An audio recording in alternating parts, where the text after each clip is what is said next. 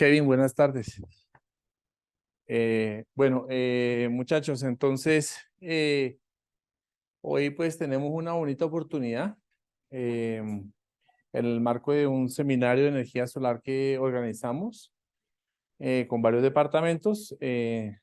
Tuvimos la suerte que nos acompañan dos profesores de Chile, Claudia Raman de la Universidad de Chile y José Miguel Cardemil de la Universidad Católica de Chile. Somos viejos conocidos, trabajamos también o estamos vinculados con el Centro de Investigación de Energía Solar de Chile. De hecho, yo pues sigo operando con la figura de investigador asociado de ese centro, a pesar de que estoy por acá en Colombia, pero gracias al apoyo de Claudia, pues seguimos ahí vinculados con CERC. Y el propósito de esta charla es precisamente compartir con ustedes algunos desafíos temáticos que ha venido liderando Claudio en particular. Como les decíamos, el tema de estabilidad y temas importantes para sistemas eléctricos con alto nivel de integración de fuentes que se conectan vía convertidores. Entonces, problemas como robustez, capacidad corto y otros más que Claudia les puede contar en mayor detalle. Y Claudia, a su vez, también pues lidera este task force, porque este es un task force del IEEE, con profesores pues de diferentes partes del mundo y que se discuten estos temas, si mal no estoy en el General Meeting, ¿cierto, Claudia? Que es una conferencia que justo estuvimos finalizando el mes de julio en Orlando por el IEEE PES, el General Meeting del IEEE PES. Entonces ahí la primera cuña, los invito a que se sumen al grupo de PES porque hay muchas oportunidades, ¿cierto, Carla? Entonces, para que se sumen más porque hay bastante actividad y creo que es una bonita oportunidad y aparecen cosas como esta.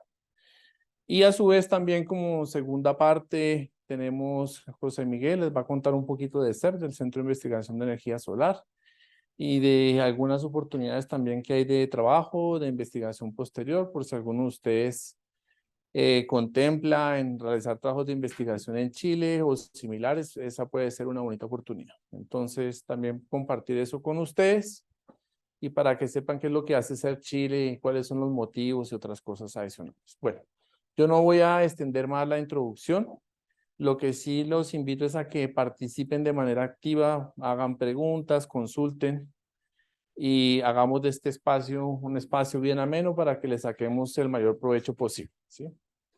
No todos los días tenemos esta oportunidad, entonces por lo mismo pues los invitamos a que participen de manera activa y traten de sacar el mejor provecho a este par de charlas. Eso sería, y quiero agradecer a Claudia y a José Miguel por estar aquí con nosotros estos días, está muy contento de tenerlos acá, y ya pues les cedo la palabra a nuestros invitados para que les comenten un poquito el trabajo que vienen a hacer. Así que muchísimas gracias. Claudia, gracias. Toca con esto porque tenemos auditorio online, entonces... Para ir manejando aquí.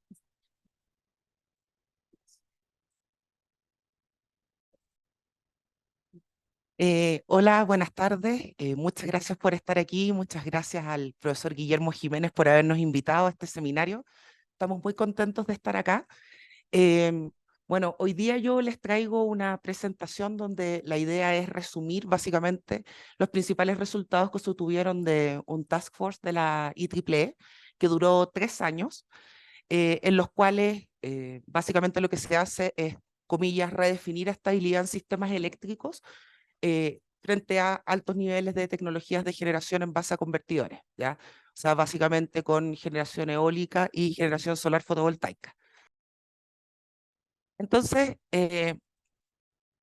aquí está el resultado, digamos, de lo que espero hoy día mostrarles. Quisiera no demorarme mucho, más bien la idea es que ustedes hagan preguntas, como decía Guillermo, la idea es que interactuemos.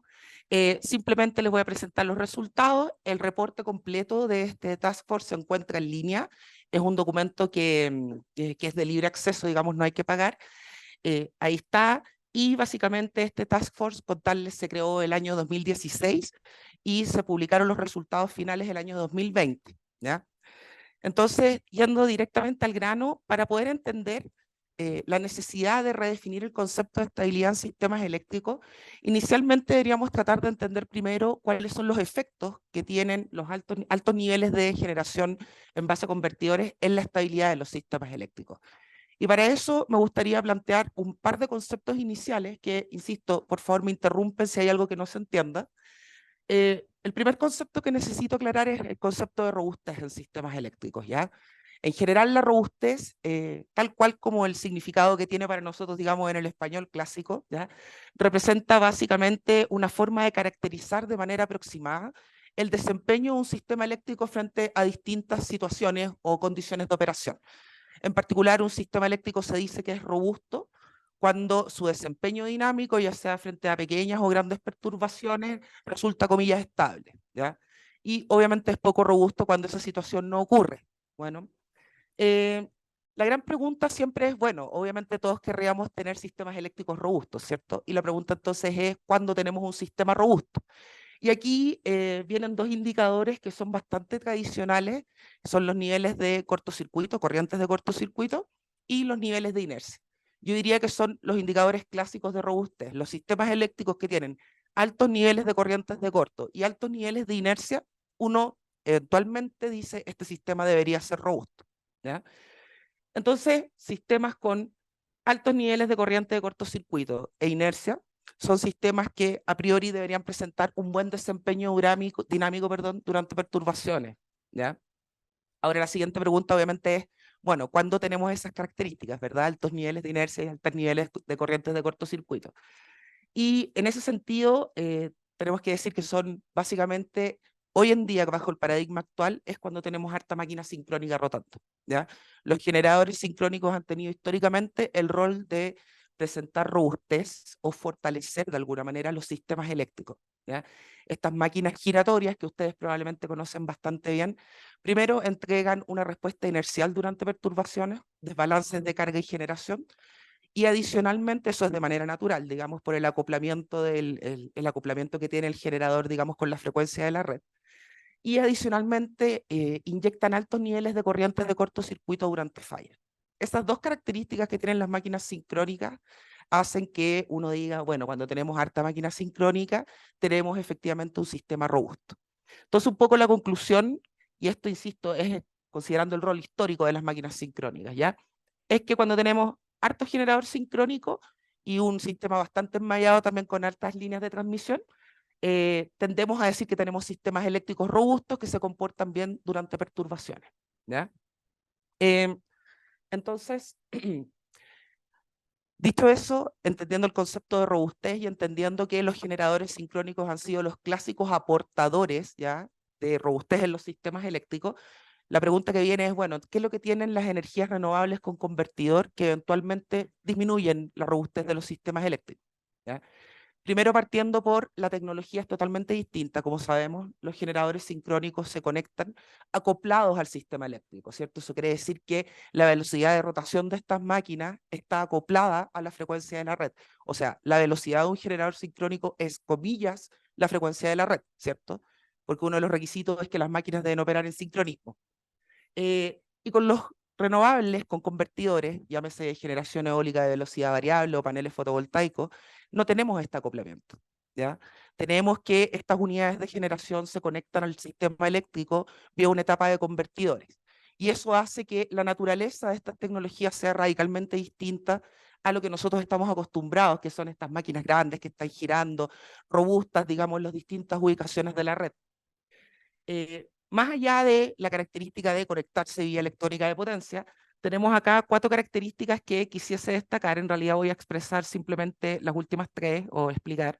La primera, la naturaleza estocástica del recurso primario. En el caso del sol, probablemente no es tan estocástico como en el caso eólico, en el caso del viento. Eso naturalmente genera ruido en la planificación de la operación, ¿cierto? En el real time, genera ruido en el one day ahead y también, por supuesto, en la planificación, ya en la planificación de largo plazo de la red.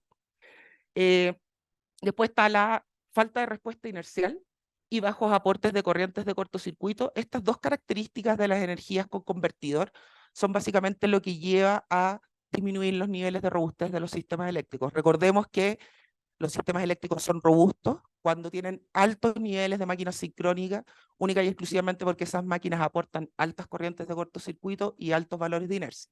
Y aquí lo que estamos diciendo básicamente es que las tecnologías con convertidor, eso es justamente lo que no aportan, ¿ya? No tienen respuesta inercial natural durante perturbaciones en el balance de carga y generación, y tampoco tienen aportes importantes o significativos de corrientes de cortocircuito durante fallas, ¿ya? Entonces, estas diferencias hacen que el comportamiento dinámico de las unidades renovables versus el comportamiento dinámico de los generadores sincrónicos sea radicalmente distinto, ¿ya? Y aparte, la guinda de la torta, ¿ya? Los sistemas de control de los convertidores son extremadamente rápidos, ¿ya? No comparables con los sistemas de control, comillas, lentos de las máquinas sincrónicas. Después voy a hablar un poquito más de eso. Entonces, ¿qué es lo que nos lleva a concluir allá en la esquina arriba? Estoy destacando las características que estoy explicando un poquito más.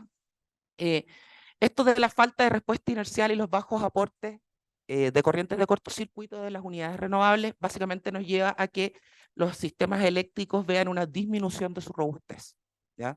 Si yo tengo sistemas eléctricos menos robustos, eventualmente tengo un mayor riesgo de que estos sistemas presenten comportamientos inestables frente a perturbaciones, ¿ya? Es solo mayor riesgo, no significa que son inestables ni cosas parecidas. Y por ende, nos preocupa, ¿cierto? Y existe hoy en día a nivel mundial, principalmente en países con altos niveles de penetración, un cierto temor, digamos, de operar los sistemas con altos niveles. Por ejemplo, en Chile, nosotros tenemos altos niveles de concentración de generación solar fotovoltaica en el norte, y de hecho el operador, debido a temas de robustez, el operador en Chile está poniendo restricciones a la operación en la cual exige que haya una cierta cantidad de máquinas sincrónicas operando constantemente en la zona norte de nuestro país, ¿ya? Y la justificación de eso no es falta de respuesta inercial, es falta de corrientes de cortocircuito, que dificulta fuertemente la regulación de tensión, ¿ya? Entonces, después la siguiente característica que habíamos dicho era sistemas de control rápido. Esto es un poquito más difícil de imaginar, digamos, ¿ya? Para los eléctricos. Pero lo que es cierto es que nosotros estamos acostumbrados a los controladores de las máquinas sincrónicas, pero en los primeros instantes, después de una perturbación o una falla, en realidad las máquinas sincrónicas responden de manera natural, ¿ya? Tenemos la ecuación de movimiento, ¿cierto? La ecuación del swing, que es una respuesta natural de la máquina, no tiene ningún tipo de controlador entre medio, y las corrientes de cortocircuito también dependen básicamente de las características propias de la máquina, ¿ya? Es decir, cómo responden estas unidades frente a fallas es algo que viene dado por las características de los generadores. En el caso de los convertidores, el desempeño dinámico depende fuertemente del sistema de control que se utilice, ¿ya? De la sintonización de los parámetros, depende incluso de los fabricantes, del modo de operación. Y eso, lamentablemente, dificulta bastante la operación, ¿ya? Adicionalmente, algo que es importante para lo que vamos a conversar después, que son los resultados de este Task Force, históricamente, todos los fenómenos dinámicos que nosotros hemos analizado en los sistemas eléctricos se encuentran acá, en la ventana que nosotros llamamos electromecánica, ¿ya? Que va de algunos segundos a varios segundos, pero es una ventana que, entre comillas, es súper lenta. ¿Lenta para efectos de qué? Para efectos, por ejemplo, de los fenómenos de onda, propagación de onda a lo largo de la red, y también para los fenómenos electromagnéticos, ¿ya? El desafío, ¿cuál es? Como ustedes pueden ver aquí en el recuadro amarillo, los controladores de las unidades renovables están justamente en tiempos de respuesta en la ventana electromagnética, ¿ya? Es decir, son mucho más rápidos que los sistemas de control a los que estamos acostumbrados con las máquinas sincrónicas, que están en la ventana electromecánica, ¿ya? Entonces, ¿qué implica eso? No sé por qué aparece. Ah, yo lo tengo, perdón. Entonces, ¿qué implica todo esto de la respuesta rápida de los convertidores y la dependencia del desempeño dinámico de estas unidades del sistema de control? Que los sistemas eléctricos, a medida que aumenta el nivel de penetración de las unidades con convertidor, que es esta sigla que está acá, Converter Interface Generator, son sistemas eléctricos que son más rápidos, son más complejos y son también más difíciles de controlar que los sistemas tradicionales que conocemos dominados por máquinas sincrónicas, ¿ya? Y eso sin duda representa desafíos en en todos los niveles, digamos, de los sistemas eléctricos. Entonces, esta es un slide resumen. Energías renovables, características, bajas corrientes de cortocircuito durante fallas, no tienen respuesta inercial natural, y coloco natural porque existen sistemas, comillas, de mitigación, que son sistemas de control que emulan la respuesta inercial de los generadores sincrónicos en unidades con convertidores. Y la última característica, tiempos o respuestas rápidas. Entonces, esto de acá lleva a que cuando tenemos sistemas eléctricos con altos niveles de convertidores, eventualmente los sistemas tienden a disminuir su robustez, a volverse sistemas más débiles, y los sistemas más débiles eventualmente tienen mayor riesgo de inestabilidad. Entonces, la pregunta que es la que nos compete hoy, ¿cómo es la estabilidad de este tipo de sistemas? ¿Verdad? Históricamente, les comentaba al comienzo que nosotros siempre, los eléctricos, digamos, cuando hablábamos de estabilidad, pensábamos en la ventana electromecánica. Algunos segundos, hasta varios segundos, extendiéndose incluso a algunos minutos, en el caso de estabilidad como colapsos de tensión y cosas de ese estilo. Y el 2004 se realizó por primera vez un task force en la IEEE, en donde se definió estabilidad. Esto fue un task force que fue en conjunto con la SIGRE, y ahí lo que se hizo básicamente es que se clasificó estabilidad en los sistemas eléctricos en función de la naturaleza del fenómeno. Y esa clasificación duró hasta hace unos pocos años, bueno, de hecho hasta el 2016, que fue cuando la IEEE decidió montar un nuevo task force para ver si es que había que redefinir estabilidad en los sistemas eléctricos cuando teníamos estos cambios de dinámicas considerando los convertidores, ¿ya?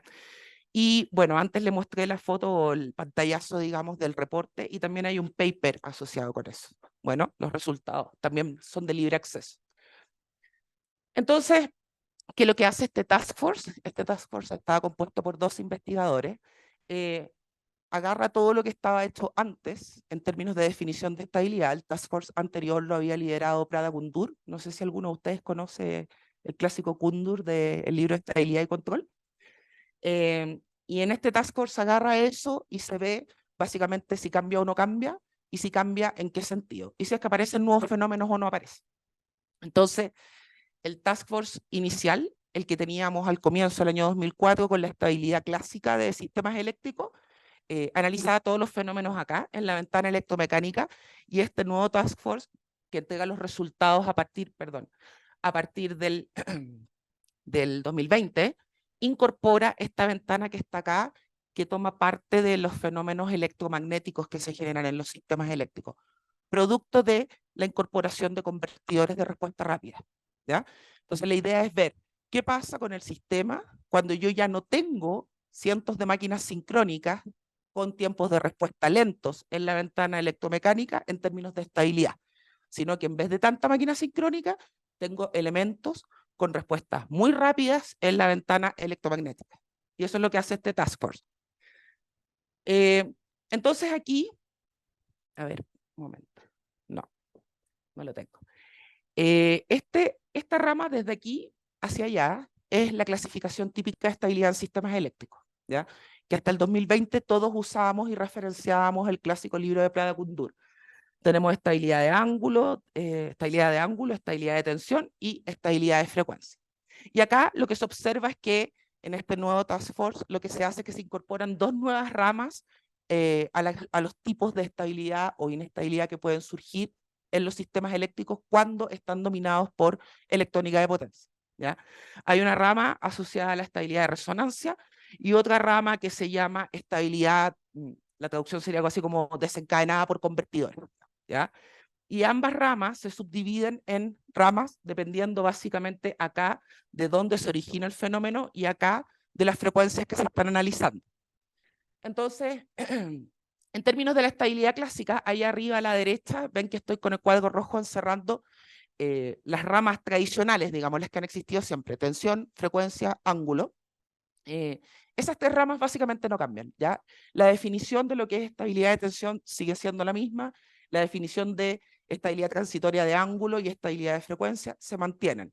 Lo que sí se observa, y lo que se hace bastante hincapié, digamos, en este task force, es que este tipo de estabilidad, las 3 ramas, se pueden ver fuertemente afectadas debido a la disminución de la robustez de los sistemas eléctricos en la medida que aumentan los convertidores.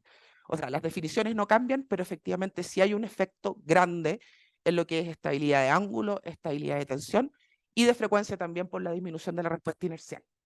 ¿ya? Y una de las conclusiones también es que estos sistemas eléctricos que son más débiles, con menores niveles de cortocircuito, con valores de inercia muy bajos, eventualmente son más propensos a presentar inestabilidad. Entonces, la pregunta, digamos, ¿qué es lo nuevo que sale acá? ¿Ya? Habíamos dicho que habían dos ramas. La rama de más a la izquierda es lo que se conoce o lo que se describe aquí como la estabilidad de resonancia, ¿ya? Resonancias en general, nosotros sabemos, ¿verdad?, desde los cursos de comienzo de ingeniería, que es cuando se produce periódicamente un intercambio de energía en el sistema, ¿cierto? Que tiene un intercambio de forma oscilatoria, básicamente, ¿ya? En este caso, la rama que nosotros estamos analizando acá, que es una resonancia que se produce en los sistemas eléctricos, básicamente engloba todo lo que se conoce como resonancia subsincrónica, ¿ya? SSR por sus siglas en inglés. Y esta resonancia subsincrónica en los sistemas eléctricos con mucho convertidor tiene dos maneras en las que se puede manifestar, ¿ya? Una primera manera en la cual nosotros tenemos resonancia ante compensación seria, ¿ya? Y modos oscilatorios mecánicos torsionales del sistema turbina generador, ¿ya? Y la otra forma, que esto de acá, digamos, yo me atrevería a decir de que es más o menos conocido, la segunda forma es cuando tenemos resonancia entre compensación serie y las características eléctricas de un generador, ¿ya? Entonces, este fenómeno de resonancia no voy a entrar en mucho detalle con esto porque en realidad lo que más me interesa es la otra rama, la derivada por convertidores.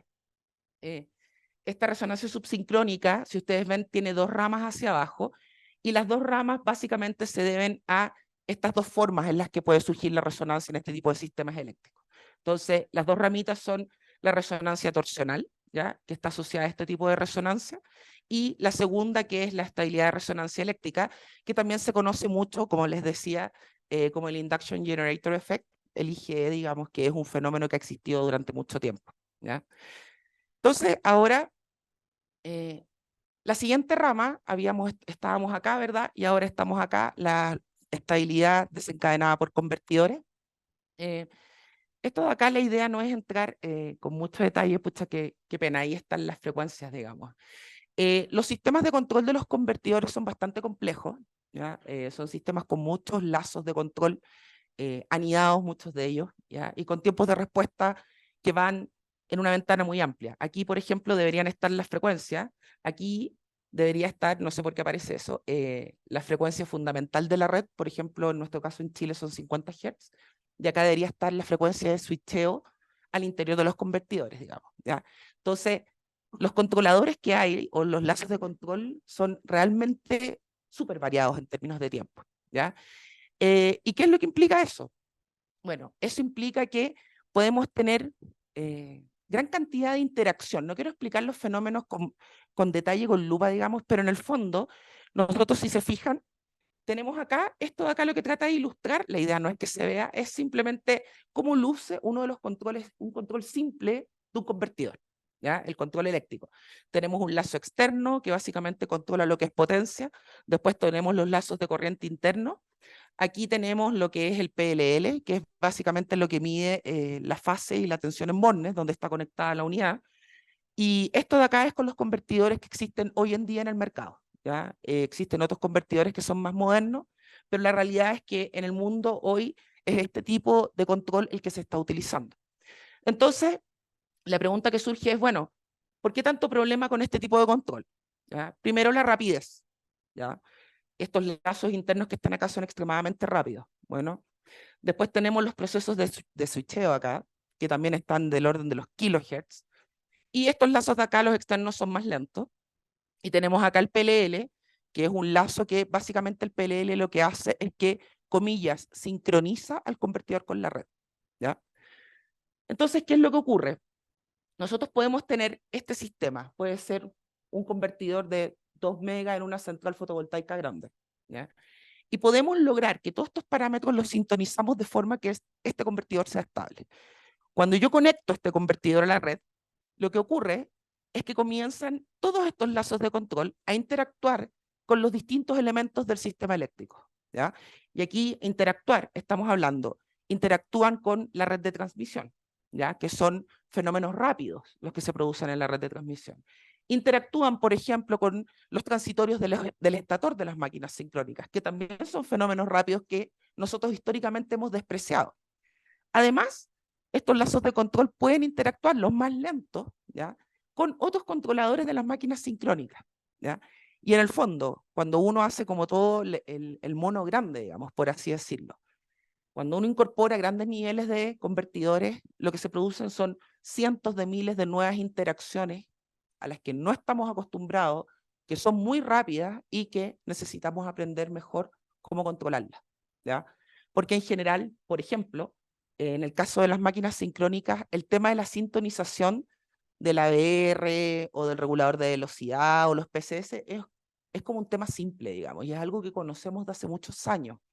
Acá en los convertidores, la sintonización puede gatillar un problema o no un problema, una inestabilidad, ¿ya? Y tristemente, esto de acá son bastantes, el desempeño dinámico de estas unidades es extremadamente dependiente de los parámetros del sistema de control e incluso de los fabricantes, ¿ya? Entonces ahí están los desafíos, y cuando integramos masivamente esto en las redes eléctricas, pueden surgir oscilaciones, fenómenos o transitorios inestables en un amplio rango de frecuencias. Justamente ¿por qué? Porque los sistemas de control, ¿verdad?, de los convertidores tienen un rango de frecuencias muy amplio. Entonces, los problemas que podemos tener en términos de estabilidad son básicamente en el mismo rango, ¿ya?, interactuando con todos los componentes. Entonces, la estabilidad debida a convertidores, o derivada por convertidor, en realidad no sé bien cuál es la traducción, tiene dos ramas, y esas dos ramas se dividen, las que están ahí arriba. Una primera que es interacciones rápidas y una que es interacciones lentas. Básicamente, la separación se encuentra en la frecuencia fundamental de la red.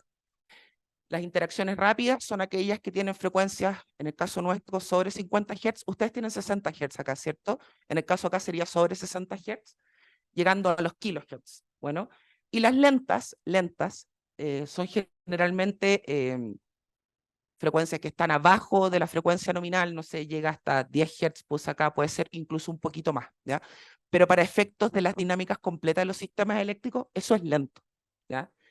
¿Y cómo se pueden producir las rápidas, que son sin duda las más complejas, ¿ya?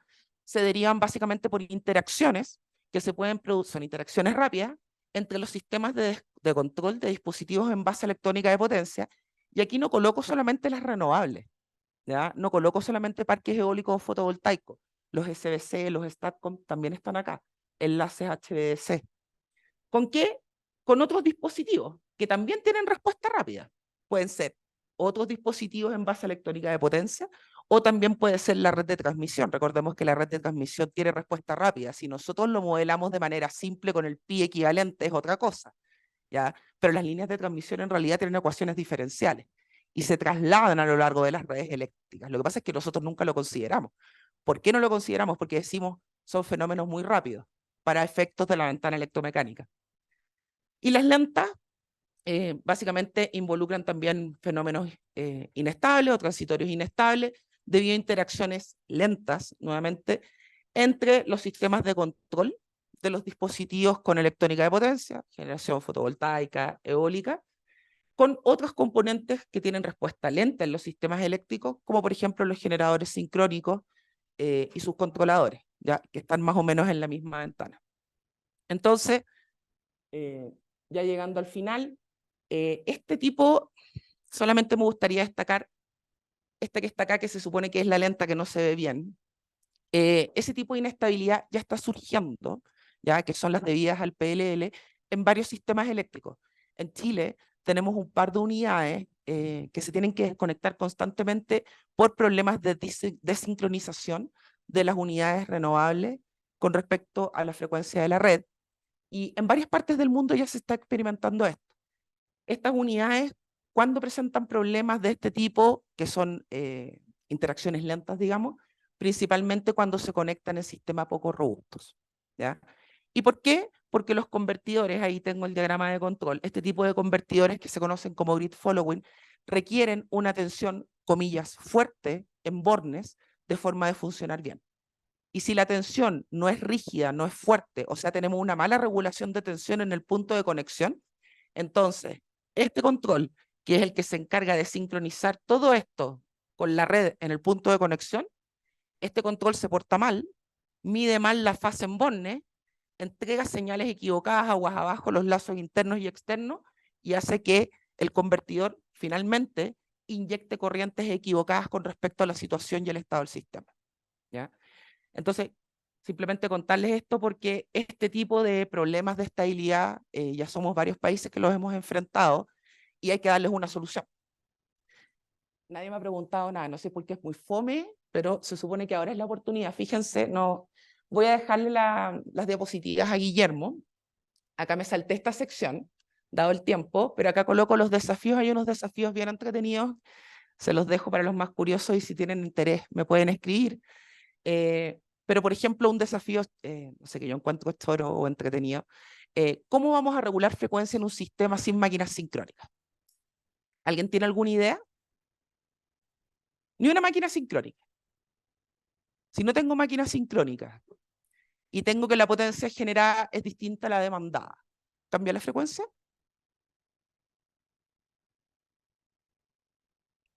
¿Por qué cuando hablamos de control de frecuencia en realidad estamos controlando el balance de carga-generación, ¿no? No estamos controlando la frecuencia. Lo hacemos vía control de frecuencia. Pero en realidad lo que nos importa es controlar el balance energético. Si no tenemos ni una máquina sincrónica, esa conexión, comillas, linda o romántica que existe entre el balance de carga y la frecuencia de la red desaparece. Yo tengo un sistema 100% con convertidores, los convertidores pueden estar todos operando 50 Hz y yo eventualmente podría tener un desbalance en el sistema. ¿Ya? Ahí hay un desafío que no está resuelto actualmente. ¿Ya? Nadie sabe cómo eventualmente se mantendría el balance de carga en sistemas eléctricos que no tienen máquinas sincrónicas. ¿Ya? Algunos han dicho medir la tensión en el link DC de los convertidores, porque ahí también se acumula energía, pero lo que es cierto es que es pura teoría. Entonces, no sé si hay preguntas, comentarios. ¿Está?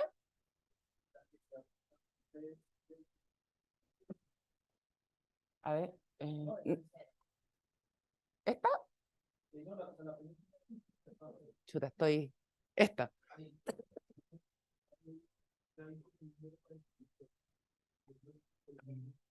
Es una súper buena pregunta. Hay un montón de polémica en cuanto a eso a nivel mundial. Existen, por ejemplo, varios reportes de la CIGRE en la que hablan de números mágicos. ¿Ya? El número mágico de 3, 2, pero lo que es cierto es que no existe ninguna evidencia que el imponer límites tenga algún sustento, salvo que sea para un sistema particular.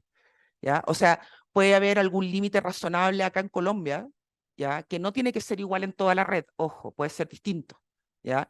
Y ese límite puede no tener ningún sentido en Chile o en Europa, por ejemplo, en algún país, ¿ya?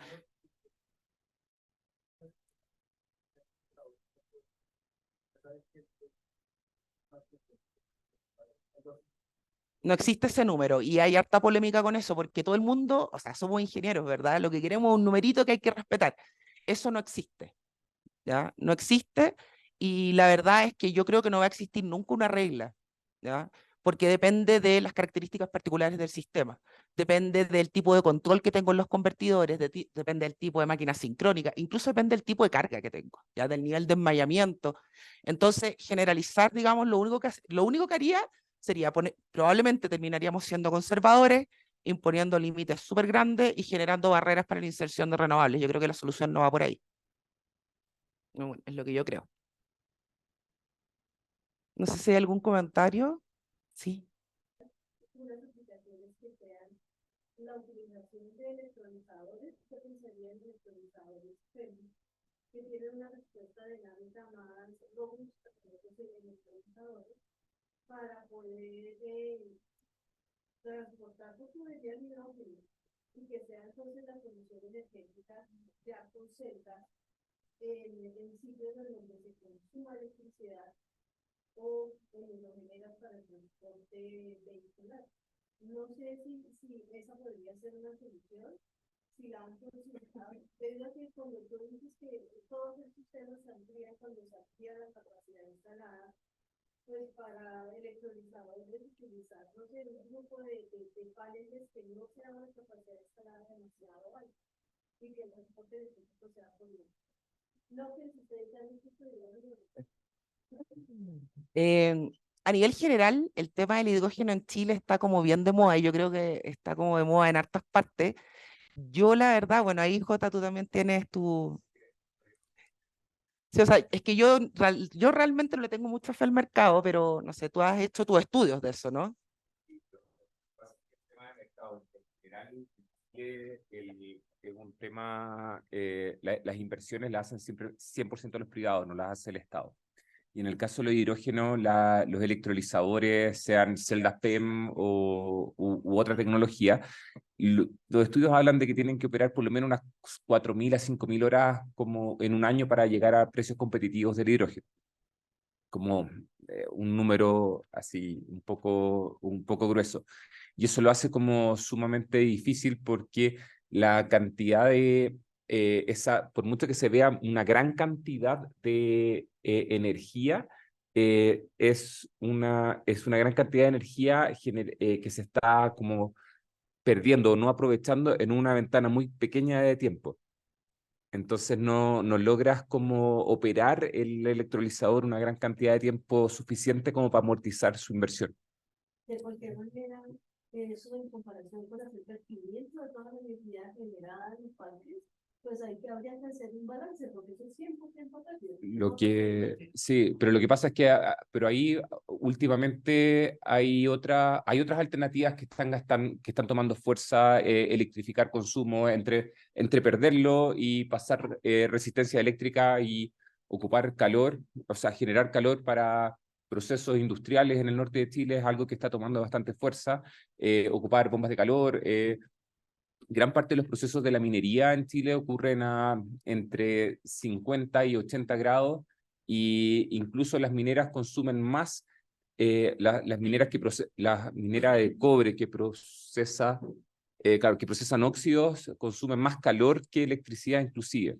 Entonces, en efecto, están ese tipo de oportunidades. Yo creo que la solución no es ni lo uno ni lo otro, sino que un mix, nunca hay que poner todos los huevos en una sola canasta, lo que está tomando fuerza es, claro, analizar diferentes escenarios como de lo que en los gringos llaman Power to X, y claro, Power to Gas es una de las vías, pero como todo es guiado y las inversiones son guiadas por el mercado, en el mejor de los escenarios, al 2040, los escenarios futuros que establece la Agencia Internacional de Energía y el propio gobierno de Chile, hablan de que el costo del hidrógeno podría llegar a $1,5 el kilo. Si lo tomamos por el poder calorífico o sea, si fuéramos a quemar el hidrógeno en combustión, no ocupar una celda de vuelta, pero en ese mejor escenario tendríamos un costo por térmico del orden de los $11 el millón de BTU, que es $11 el millón de BTU al 2040, y ese es el precio que hoy tiene el gas natural. Entonces, como que en efecto es una buena idea en términos de eficiencia, una buena idea en términos termodinámicos, pero a nivel económico todavía no ha ganado tracción porque como que falta, no se ha logrado pasar ese límite de competitividad todavía. Sí, no, sí, hay un plan de hidrógeno, se está trabajando con eso, pero la verdad es que el plan es un poco más amplio. De hecho, se partió solo con hidrógeno y ahora el plan está creciendo a nuevas alternativas, incluso, bueno, parte de lo que les voy a conversar mañana en el seminario, pero reconvertir centrales térmicas. Hay muchas centrales a carbón que están saliendo, como que ya no les es rentable estar operando, pero en el fondo tener toda esa infraestructura, tener las máquinas sincrónicas, la infraestructura de transmisión, las turbinas, etcétera. Y aunque todavía le queden, no sé, 15 años de vida útil, llegar y decomisionarla es una re mala decisión de inversión. Eso, asociarlo además, los problemas sociales que conlleva de que puedes dejar un pueblo sin su principal fuente de trabajo. Entonces, en esas circunstancias lo que se está viendo es pensar, bueno, ¿qué tal si ocupamos esa energía eléctrica para transformar esta gran central en una central de almacenamiento? Agarrar esa energía eléctrica que la estamos botando, largando la basura, y calentar sales fundidas o almacenar energía y después devolverlo en un ciclo de potencia. En términos termodinámicos eso es una aberración porque agarras 1 kilowatt y devuelves 0,3, pero es 1 kilowatt que iba a la basura y recuperaste 0,3. Entonces, a pesar de no tener sentido termodinámico, sí tiene un sentido económico.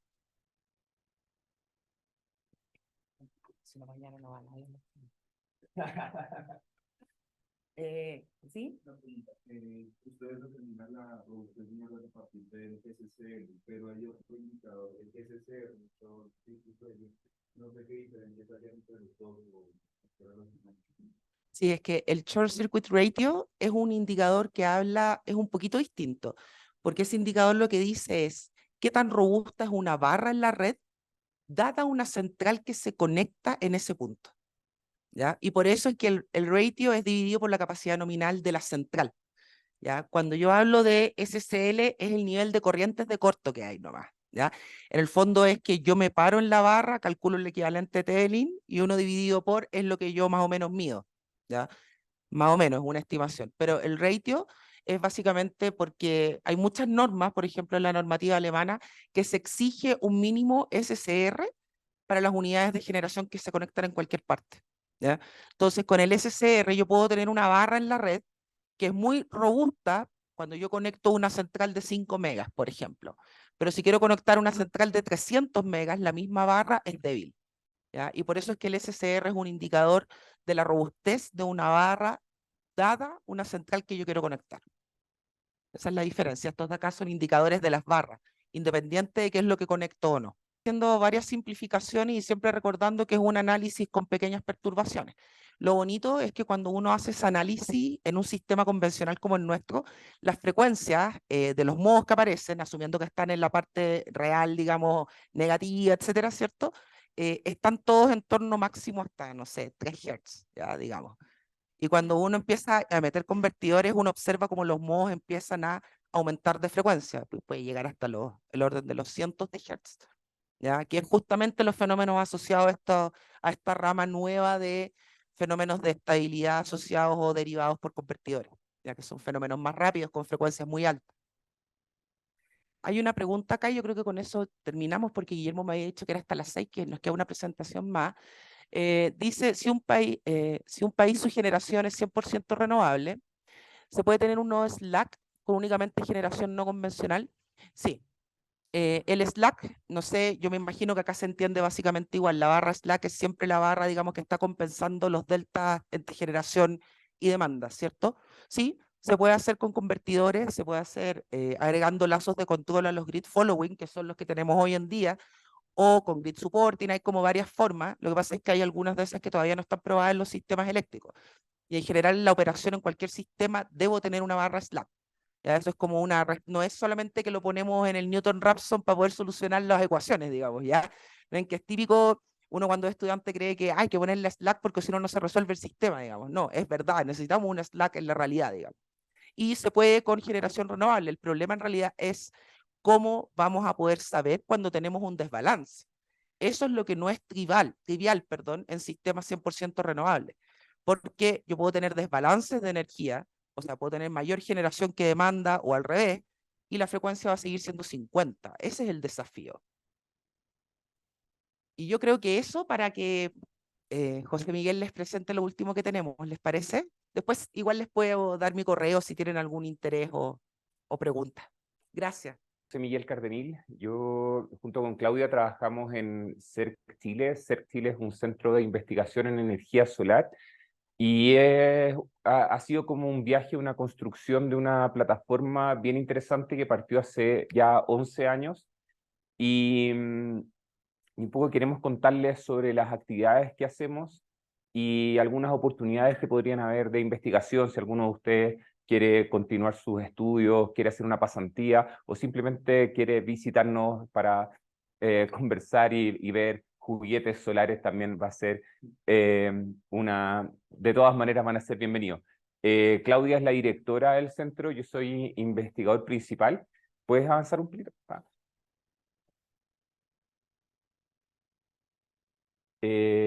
Bueno, lo que les quiero comentar desde un principio es qué es lo que es CERC, qué es lo que es este centro de investigación, cuáles son las líneas de investigación, cuáles son nuestros resultados, qué tan productivos somos, que nos llena de orgullo, cuáles son los programas de posgrado que están asociados al quehacer de CERC, y después algunos comentarios antes de irme. Lo principal, y antes de empezar a esta diapositiva, todos ustedes son ingenieros o estudian ingeniería eléctrica, ¿no? No, yo tampoco, pero, no, pero hay algunos todo el resto son ingenieros eléctricos. Ya. Yo soy ingeniero industrial, hice el doctorado en ingeniería mecánica, nada es perfecto, y en realidad, ¿por qué les cuento esto? Porque CERC tiene 7 líneas de investigación y somos 7 instituciones, 7 universidades más un centro de excelencia internacional que trabajamos juntos. Pero lo más decepcionante quizás al principio cuando presentamos la idea de qué es lo que es CERC, es que CERC no tiene un edificio. O sea, es un centro que no tiene edificio, no tiene mesas, no tiene sillas, no tiene ventanas, sino que más que, puedes darle un clic, más que un centro, en realidad es una plataforma de colaboración. Que lo que hacemos es juntarnos todos los investigadores que estamos en estas universidades, que son la Universidad de Tarapacá, Antofagasta, Santa María, Universidad de Chile, Adolfo Ibáñez, Católica Concepción y Fraunhofer en Chile. ¿Por qué nos juntamos? Y es porque cuando uno mira los principales centros de investigación en energía solar del mundo, ¿quién se le ocurre a alguno? ¿Sí? Centro de investigación en energía solar potente en el mundo. ¿Ninguno? O sea, uno piensa al tiro en NREL de Estados Unidos, ¿sí? O Fraunhofer ICE en Alemania, Plataforma Solar de Almería o CIEMAT. Cualquiera de los 3 que acabo de mencionar tiene entre 100 y 120 doctores en energía solar trabajando. Lo que hicimos nosotros fue juntarnos todos los investigadores que estábamos en estas universidades, aunar nuestras capacidades, motivaciones, ímpetu, etc. Y aún así no somos 80. Somos 80, a veces salen. Pero aún así, juntando todos, como haciendo la selección nacional de la energía solar en Chile, no somos capaces de competir en cuanto a capacidades con ese nivel o con las capacidades que tienen en esos centros. Y si es que no nos unimos, nunca vamos a tener la capacidad de realmente jugar en las grandes ligas, que es lo que nosotros queríamos hacer. Nosotros ya sabemos desde hace rato que Chile es el campeón mundial de radiación solar. Pero el sueño es llegar a ser el campeón mundial de energía solar, de poder aprovechar ese recurso que tenemos. Y para eso empezamos a trabajar hace del orden 11 años ya, que llevamos trabajando. Casi, claro, vamos para los 12 si es que nos siguen apoyando la agencia de financiamiento, pero estamos en eso. Hay investigadores que trabajan desde Arica, en Antofagasta, Viña del Mar, muchos investigadores en Santiago, en la Universidad de Concepción y otros investigadores que pertenecen a otras universidades. Incluso no solamente contamos con investigadores de las universidades que son de CERC. ¿Puedes avanzar un poco? ¿Qué es lo que hacemos y por qué les comentaba un poco de cuál es la especialidad que tienen? Y es porque para nosotros en CERC la energía solar no es solo energía eléctrica. Esto es particularmente yo como ingeniero mecánico, como que estoy tratando de evangelizar un poco al respecto. No lo he logrado mucho, pero vamos en camino, porque las oportunidades que hay para aprovechar energía solar son mucho mayores a las simplemente de los paneles fotovoltaicos.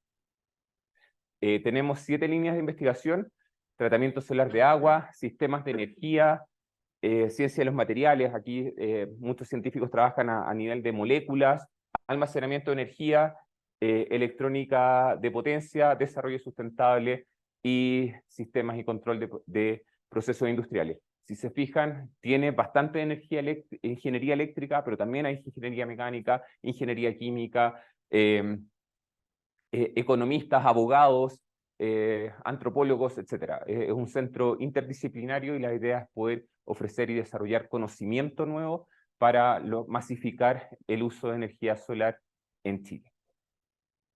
Dentro de las líneas de investigación, aquí bien rápido, tenemos 7 líneas. Dejé todo el listado de investigadores que trabajan en cada una de esas líneas, por si alguna vez lo quieren contactar, etcétera. Pero el tratamiento solar de agua es particularmente importante en Chile. En un país, Chile es particularmente conocido por la minería, bueno, por el vino también, pero por la minería. Y la minería tiene muchas aguas residuales y la idea es poder aprovechar el sol para poder tratarlas. Y hay muchos procesos catalíticos que son activados por luz. Y la oportunidad de usar energía solar para eso es lo que han estado trabajando todos estos investigadores. Y este de hecho es un reactor que está en Arica. La foto no es la mejor, pero ese día no andaba con una cámara más potente. El segundo, la línea 2, es de sistemas de energía. Lo que busca es desarrollar conocimiento para masificar la penetración de sistemas de energía solar en el sistema eléctrico. Y aquí se considera mucho fotovoltaico. Eso es algo que el mercado ya lo ha ido dominando, pero también el efecto y el impacto que tienen centrales como estos cerrominadores, es prácticamente un orgullo nacional lograr haber terminado esa central que actualmente está en operación y es parte de las investigaciones que se consideran en esta línea. En ciencia aquí hay una línea que es como más de ciencia fundamental, que es de ciencia de los materiales y evaluación de recursos solar. Esto de hecho es una central solarimétrica que mide radiación solar, está ubicada en Santiago, y en esta línea hay muchos investigadores en áreas, diría que cada investigador tiene su propia línea de investigación bastante potente. Se desarrollan materiales nuevos para almacenamiento energético, materiales nuevos para celdas de polímeros, caracterización solar, caracterización no solamente de la radiación, sino del espectro de radiación, envejecimiento de materiales, entre otras cosas que se hacen. Estoy hablando rápido, los chilenos tendemos a hablar muy rápido, pero también siento que están cansados ya. Sí, no, desde las 6:30 de la mañana me dijeron que algunos entraban, así que estoy teniendo respeto por el sueño de ustedes. La línea 4 es la línea de almacenamiento de energía, es la mejor línea de todas porque es la que dirijo yo. Y es porque también está Guillermo, así que claramente es la mejor línea de todas. Pero más allá del chiste, en realidad, el almacenamiento de energía es lo que hoy en día es clave. Gran parte de los problemas y oportunidades que mencionaba Claudia también es porque los sistemas de energías renovables variables no tienen inercia, y una de las formas de poder controlar esto es desarrollar sistemas de almacenamiento de energía que puedan acompañar esa demanda adicional. En este sentido, nosotros trabajamos a un nivel más sistémico. Los investigadores que trabajan en la línea 3 trabajan como a nivel de las moléculas. Nosotros trabajamos con sistemas ya construidos. Esto es un piloto que estamos construyendo en la Universidad Católica. No les puedo dar mucho más detalles, estamos en proceso de patentamiento, pero hay investigadores trabajando en empaquetamiento de baterías, en desarrollo de nuevos sistemas de sales fundidas. Yo trabajo con almacenamiento en sólido. También bastante control de sistemas de almacenamiento usando inteligencia artificial, entre otras cosas que estamos haciendo. En la línea electrónica de potencia, la verdad es que yo ya se me escapa un poco cada una de las cosas que hacen, pero es una de las líneas más activas en cuanto a desarrollo de nuevo conocimiento, nuevos esquemas, algoritmos de control, y también, de hecho, es una de las líneas que ha sacado más patentes dentro de topologías de convertidores. Gracias, se me está. Topologías de convertidores más eficientes, y también han hecho cosas bastante como prácticas. Incluso hemos hecho algunas estaciones de carga de computadores para las universidades, etc. La línea de desarrollo sustentable es donde se agrupa principalmente los economistas, antropólogos, la gente que ve esto como cómo se acople, cómo impacta la penetración de energías renovables en el mercado. Y también cómo se afecta o cómo puede acompañar este desarrollo la regulación y los esquemas de financiamiento. Aquí hay bastantes investigadores que han trabajado y se han acercado y han trabajado bastante en desarrollo de política pública asociada a la energía solar. En la línea 7 es bastante, digamos que es muy cercana a lo que era la línea 5 de electrónica potencia, pero principalmente asociado a cómo poder llevar energía solar y ojalá directamente a los procesos industriales y acoplar sistemas de control cuando tienes inyección de energía renovable variable como con las características que ya conocemos. Ok, el gobierno de Chile nos financió por 10 años, posteriormente nos extendió por 1 año y ahora estamos compitiendo para poder volver a extender el financiamiento de esta plataforma de colaboración que nosotros llamamos CERC. Y la verdad es que hemos sido bastante exitosos. En estos 10, 11 años hemos publicado más de cerca de casi los 1.200 papers. Yo diría que estas publicaciones, o sea, estas figuras desde hace 2 meses atrás, así que deberíamos haber llegado ya a los 1.200 papers. Más de 17.000 citas, entonces, y un factor como el centro tendría un índice H del orden del 64, si es que ese centro existiera como un autor. Hemos sido bastante exitosos. Esta curva que se ve que tenemos menos citas, en realidad es porque es la curva del 2023 que todavía se está construyendo. Y junto con escribir muchos artículos, hemos desarrollado una serie de laboratorios. CERC comenzó el año 2013, cuando en Chile prácticamente no habían sistemas solares instalados y menos conectados a la red. Y hoy en día tenemos una capacidad instalada bastante importante, pero además hemos ido desarrollando capacidad de laboratorios en cada una de las universidades. Como yo les decía, cada universidad contribuye con un granito de arena a lo que se constituye como CERC, y esto es lo que nosotros llamamos la plataforma solar del desierto de Atacama. No es comparable a la plataforma solar de Almería, pero vamos encaminados para allá. De aquí a 100 años llegamos. Pero nos ha permitido probar tecnologías directamente en el desierto. Yo no sé si ustedes se imaginaban o conocen el desierto de Atacama, pero esta es la realidad. La verdad es que esto también son los Andes.